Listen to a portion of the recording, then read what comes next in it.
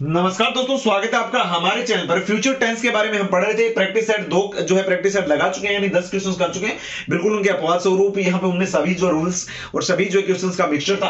अब यहाँ पे अपना जो है प्रैक्टिस सेट नंबर 3 चल रहा है। इसके बाद एक और प्रैक्टिस सेट करेंगे, उसके बाद जो है कंडीशन सेंटेंस की क्लास और आपके टेंसेस जो है कंप्लीट हो जाएंगे। दोस्तों टेंस जो टॉपिक आपका कंप्लीट हो जाएगा। इससे पहले हम नाउन, प्रोनाउन, एडजेक्टिव पढ़ चुके हैं, यानी आपका जो ये चौथा टॉपिक जो है इंग्लिश ग्रामर के लिए, वो यहाँ पे जो कॉम्पिटिशन एग्जाम्स के लिए वो यहाँ पे कंप्लीट करवा दिया जाएगा। फ्रेंड्स, मैं बात करूं प्रैक्टिस सेट नंबर 3 की, इसमें भी आपको मैं 5 क्वेश्चंस करवा रहा हूं, बेसिक से लेके जो है बिल्कुल यहां पे एडवांस तक। अब आपका मैं फर्स्ट क्वेश्चन यहां पे बताता हूं आपको।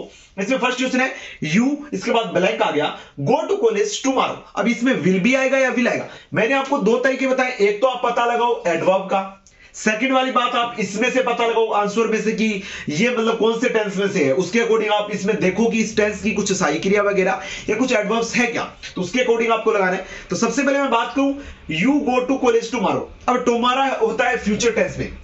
अब टुमारो हालांकि यूज होता है फ्यूचर पर कंटिन्यूज में भी, फ्यूचर सिंपल में भी, और यहां पे दोनों के दी हुई है सहायक क्रिया की। फ्यूचर सिंपल की ये दे रखी है, फ्यूचर कंटिन्यूस की भी यहां पे दे रखी है। अब सभी स्टूडेंट्स कंफ्यूज हो जाएंगे कि सर लगाएं क्या, फिर आपको पता है।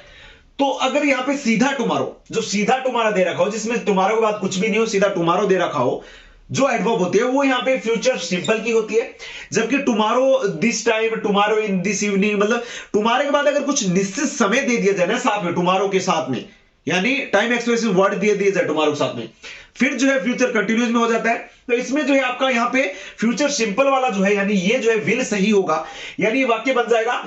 और यहां पे अगर सेल दिया हो तो सेल तो गलत ही होना है, क्योंकि सेल आई और वी के साथ यूज होता है, तो वो भी आप उससे पहचान सकते हो अगर अलग अलग दे रखे हो ऑप्शन में। तो फ्रेंड्स, आपका पहला वाला हो जाएगा you will go to college tomorrow. You will go to college tomorrow, तो कुछ इस प्रकार से हो जाएगा। अब सेकंड वाला आपका है, इसमें है इफ यू कम हियर आई, इसके बाद ब्लैंक हेल्प यू।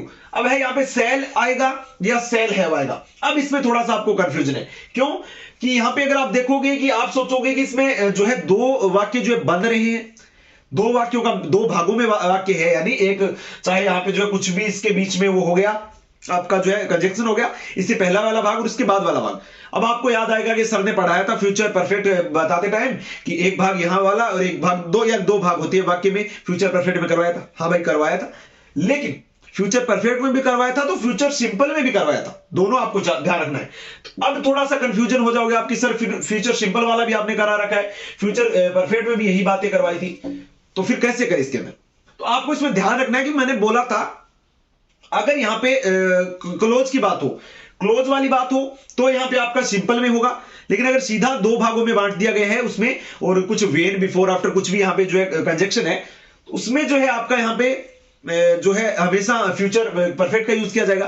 तो अब इसमें क्या यूज होगा, इसमें आप देखोगे इफ हो गया, इसके बाद you come here. You come here means ये जो वाक्य हो गया यहाँ पे प्रेजेंट सिंपल का, हालांकि उसमें भी प्रेजेंट सिंपल तो दोनों में कॉमन होगा, यानी इस वाले भाग में चाहे उस वाले भाग में प्रेजेंट सिंपल तो कॉमन होगा। अब ये तो आपका प्रिंसिपल कॉलेज हो गया। अब सुपर ओडेंटियल जो कॉलेज है, उस जो क्लोज है, सॉरी कॉलेज नाम आ रहा है बार बार, सॉरी फॉर दैट, मतलब क्लोज जो है उसमें आपको यहां पे जो है फ्यूचर सिंपल यूज करना है। यहां पे फ्यूचर अगर प्रेजेंट सिंपल दिया हुआ है, यानी कि क्लोज वाला मैटर है, तो इसमें आपको हमेशा जो फ्यूचर सिंपल का ही यूज करना है। अगर दो भागों में बांटा दिया जाए, बिफोर आफ्टर उससे जुड़ा हुआ हो, तो आपको यहां पे सेल है यूज करना है। तो इसमें आपको सेल यूज करना है, सेल हो यहां पे इसमें गलत होगा, यानी ये वाक्य हो जाएगा if you come here I shall help you, यानी अगर तुम यहां पे आओगे तो मैं जो है तुम्हारी जो है मदद करूंगा। तो ये जो है if you come here I shall help you, तो यहां पे जो इसमें सेल आ जाएगा सेकंड वाले में। अब आपका थर्ड वाला है सी आ गया, इसके बाद ब्लैंक आ गया, स्टेइंग देयर। अब विल भी आएगा, विल हैव बीन आएगा। अब दोनों में वर्ब की फर्स्ट ऑर्डर प्लस आईएनजी तो फ्यूचर परफेक्ट कंटीन्यूअस में भी यूज होती है और फ्यूचर कंटीन्यूअस में भी यूज होती है। और यहां पे मैं बात करूं कुछ ऐसा एडवर्ब भी नहीं दिया हुआ है, तो आप कैसे पहचानोगे। तो एक आपको एक ध्यान रखना है, फ्रॉम, सिंस या फॉर, मतलब यहां पे कुछ टाइम वगैरह दे दिया जाए तो आपका यहां पे हो गया फ्यूचर परफेक्ट कंटिन्यूस। लेकिन अगर सीधा tomorrow, by this time, in this morning, अगर मतलब ऐसा कुछ दे रखे हो, बाय प्लस कुछ टाइम दिया हो, टाइम एक्सप्रेशन वर्ड्स हो, या टुमारो हो, या लेटर हो, यहां पे जो है नेक्स्ट वीक हो, इस प्रकार से कुछ हो, निकट भविष्य की जो योजनाएं हो, उनके प्रकार से दे दिया जाए तो वहां पे जो है विल बी यानी फ्यूचर कंटिन्यूस का यूज करना है। जैसे सी विल बी स्टेइंग देयर, अब यहां पे ना तो फ्रॉम दे रखा है, ना फॉर दे रखा है, ना कुछ निश्चित समय दे रखा है, तो इसमें हमेशा जो है फ्यूचर कंटिन्यूस का यूज होगा, ना कि फ्यूचर परफेक्ट कंटिन्यूस का। यानी इसमें जो फ्यूचर कंटिन्यूस वाला पार्ट सही हो जाएगा। यानी मैं जो 3 क्वेश्चन आपको बता रहा हूं, इसके बाद 2 क्वेश्चन और करवाने वाले हैं, उसके बाद आपका प्रैक्टिस सेट में थर्ड एंड होगा। फ्रेंड्स मैं बात करूं फर्स्ट क्वेश्चन में आपका हो जाएगा you will go to college tomorrow, second वाले में सही हो जाएगा you if you come here I shall help you, third वाला हो जाएगा she will be staying there. तो आपके 3 क्वेश्चन जो है कंप्लीट हो चुके हैं, इसके बाद 2 क्वेश्चन और करवाने वाला हूं, इसके बाद हम जो है प्रैक्टिस सेट नंबर 4 स्टार्ट करेंगे। तो फ्रेंड्स आपका प्रैक्टिस सेट नंबर 3 में जो है फोर्थ क्वेश्चन कुछ इस प्रकार से है व्हेन इट रेन्स द, इसके बाद प्लांट्स, इसके बाद जो है ब्लैक आ गया, इसके बाद ग्रो। अब यहां पे विल हैव लगाओगे या विल लगाओगे सीधा। अब एक तो मैं इसमें बता देता हूं आपको, ये भी जो है प्रिंसिपल क्लोज और यहां पे सब ऑर्डिनल क्लोज टाइप का जो है सवाल है, ये पता चल गया आपको, इससे भी आपका अंदाजा लगा होगा। इसके अलावा यहां पे एक चीज आपको ये देखनी है, ग्रो, यहां पे मतलब वर्ब की फर्स्ट फॉर्म भी दे रखी है, इसका मतलब भी ये वाला यानी वर्ब के थर्ड फॉर्म वाला तो इसमें फॉर्मूला नहीं बैठ रहा है। 2 कारण हो गए। अब इसके अलावा यहां पे when it rains the plants, अब एक ये हो गया, इस यहां पे प्रेजेंट सिंपल आ रखा है, हालांकि फ्यूचर परफेक्ट वाले में भी प्रेजेंट सिंपल आता है, लेकिन ये जो है क्लोज वाला है तो इसलिए इसमें जो है हमेशा फ्यूचर जो है सिंपल का ही यूज किया जाएगा। यानी इसमें एक सबसे बड़ा जो रीजन है ये कैसे आपको पता लगेगा, वो ग्रो वाला ही है, यानी वर्ब की फर्स्ट फॉर्म आ रखी है। पता है आपको कि जो है विल में ही वर्ब की फर्स्ट फॉर्म आती है, विल हैव यानी फ्यूचर परफेक्ट में कभी भी वर्ब की फर्स्ट फॉर्म नहीं आती है, थर्ड ही आती है, तो इसमें जो आपका विल हो जाएगा, विल हैव यहां पे गलत हो गया, यानी ये वाक्य कुछ इस प्रकार से हो गया where it rains the plants will grow, और ये आपका 4 नंबर हो गया। अब आपका जो लास्ट क्वेश्चन है कुछ इस प्रकार से है when he gets home his daughter, अब इसमें विल लगाओगे या विल भी लगाओगे। अब वेन आ गया, ही के बाद उसके बाद यहां पे जो है फ्यूचर प्रेजेंट जो है सिंपल आ रखा है।